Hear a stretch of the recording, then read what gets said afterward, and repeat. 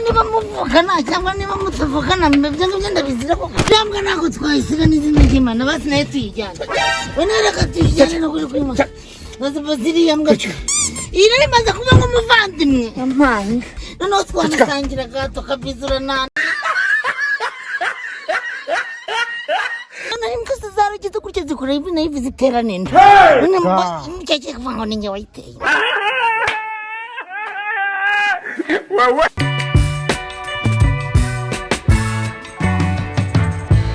Nukosha urupangu buri muranyaraho hari itafari wigeze ushyiraho cyangwa bakubwiye ko barwubaka so yigeze ashyiraho n'umuganda numva.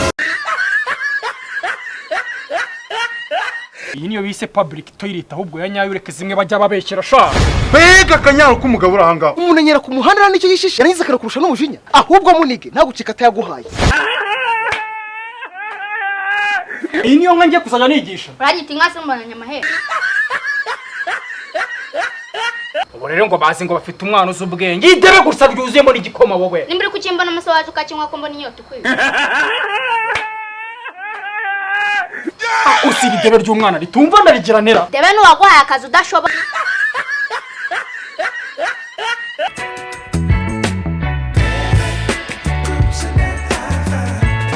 Papa nuko cyaba basitsi baze kudusura ko dutetse inyama. Ni wowe uzihaha. Kuba nashoboye kuzihaha se bivuze ko nashobora kuzirinda ibisuma. Aiva kwatsinze se kandi papa yarambwiye ko uri umuhanga. Cyakaride. Idebe ni umwana gutya tukana. Urutareze nabi. Yarize ikimariye n'umutwe mu. Ariko se papa Iva tuvugishije ukuri uretse gushaka gukura abantu wasuye udupeta 8 ubusanzwe ubasha kutwigurira.